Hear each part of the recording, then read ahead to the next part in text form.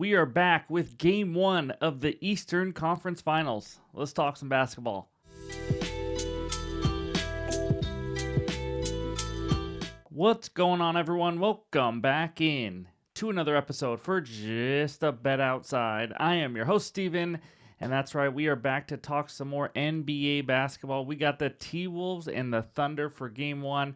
I'm recording this before the Game 1 of the Western Conference Finals has begun, so there's no recap today, just to let you guys know, but hopefully we had a nice little 2-0 sweep. But just a quick reminder, MLB Best Bets video will be out later tonight for the Wednesday slate on a nice 6-0 run heading into Tuesday, so hopefully we can stay hot there. But of course, you guys know, any graphics you see in this video are from an app called OUTLIER, the best betting research tool on the market today. I use this every single day. If you guys want to try it out, click the link below in the description. You get a 7-day free trial. So let's get into it. Now we got to start with the dad joke. Let's get a little laughter in our lives. So here we go. I bought a dog and a cat on the same day. The next day, we named the dog Curiosity. I get there. Okay, in this video, it's quick and simple. We're going to talk Game 1 for the Pacers and Knicks, and then we're going to finish it with the recap. So hit that like button if you haven't already. Leave a comment below to help this channel continue to grow. If you're new to the channel, come join this awesome community as we're on our way to 40,000 subscribers. All right, let's get it rolling, and that means it's time for Game 1. All right, we head out to Madison Square Garden where the Knickerbockers host the Pacerbockers. Knicks -4.5. Total in this one is 224. Let's preview this real quick. Knicks won 2 of the 3 games during the regular season, and they finished with a plus 27-point differential in that 3-game series. Or not series, but 3 games that they played each other. But they haven't played since February 11th, so take that for what it is. Obviously, these teams are playing different basketball now. The average total score in those 3 games was 239. It was high.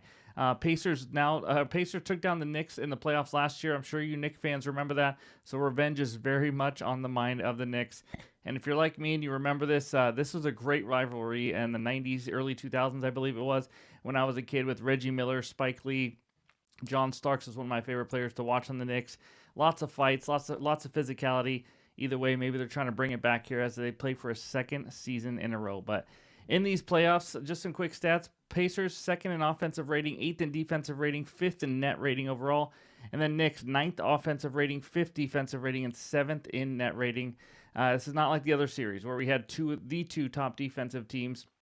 We should get some higher totals, as you can already see by the 224. But close games. Pacers have only played 2 playoff games, decided by 1 possession. 6 of the 12 playoff games for the Knicks have been decided by 3 or less points. So the Knicks have been playing down to the wire in a lot of their games already. My favorite series, Bet Sprinkles. It sounds like a cake or something. The series to go 7 games. I think this is going to be a competitive one, plus 220 on DraftKings. I don't mind that. If you want to sprinkle a little on the Pacers, I think they got a chance in this series. I'm not saying they definitely win it, but just my little tidbit. But that's not what I'm here for. I'm here to give my best bets for Game 1. And bet number 1, give me the Pacers team total over 109.5 at -115 on FanDuel.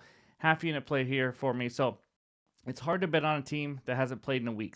Let's face it. We don't know what they're going to come out like. Last series versus the tough Cavaliers defense, they played incredible team ball. If you watched it, it was actually a lot of fun to watch. They got out and ran constantly. They had a ton of different guys scoring. They went over this line in 4 or 5 games that series. And one of the only under they had was when the Cavs were down 2-0. It was desperation time, and they played better defense. But other than that, the 4 overs, 121, 120, 129, and 114. I just need 110. I mean, they've been going over this by quite a bit. Pacers averaging 118 points per game in the playoffs.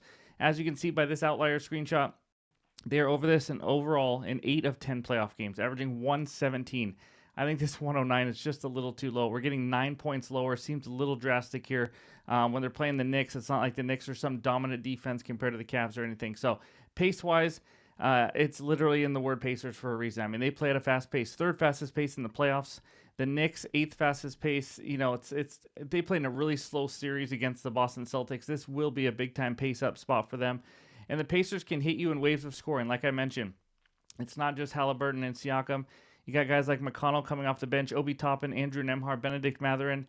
You've seen a lot of these guys just have big games. Neesmith, so it could be any of them. And then, of course, you still have Hallie, Siakam, Miles Turner. I mean, they got a lot of different people, unlike the Knicks who, don't have 8 guys who have a potential to score double digits or anything. So I like this Pacers offense. Liked how they've been playing. Again, obviously they could come out rusty. These are always, risky plays when you have a week off for a team. But I think this number is a little too low. Give me the Pacers team total over 109.5. That is my first best bet. Now, let's move on to bet number 2. It's a player prop. Give me Karl Anthony Towns over 11.5 rebounds, minus 111 on FanDuel for a half unit. So, like I said, this can be a big pace up spot for the Knicks after that slow series versus Boston. Many more possessions, more rebounding chances. In the 3 head-to-head meetings he had against Indiana, how about 15, 9, and 12 rebounds on 22, 17, and 20 rebound chances. So averaging right around 20 rebound chances per game. You'd love to see that for just needing 12. The only under that he had against Indiana this year was due to Indiana scoring 132, him only getting 50% of his rebound chances. Just one of those games, and he still, ended up with 9. But last series, like I mentioned, it was a very slow series, a lot less possessions than there will be in this one, and he still went over in 4 of those 6 games. One of those unders was because of his under 30 minutes played in a blowout. Another under was right at 11 rebounds. So he's been right there, especially when he gets the minutes and it's not a blowout. Without the blowout and the low minutes games, or that one game, he averaged just under 22 rebound chances per game in a tough matchup against the Celtics.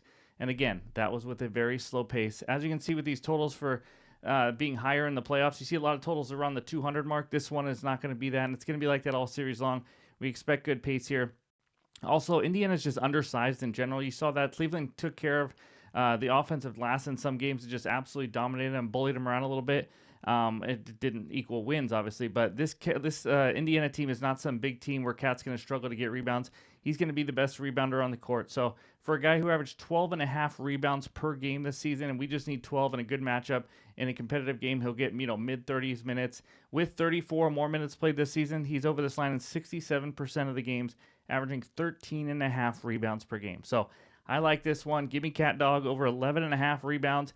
That is my second and final best bet for this game. Again, any added plays will be in the pinned comments below on X and on Discord. So before we get out of here, let's check out that recap. All right, there it is. Give me the Pacers team total over 109.5 at minus 115 for a half unit, and Karl Anthony Towns over 11.5 rebounds, minus 111 for another half unit. Let's get some winners. But thank you guys for listening. As always, hit that like button if you haven't already. I really appreciate it. Hope you guys have a great Wednesday, and we'll talk to you soon.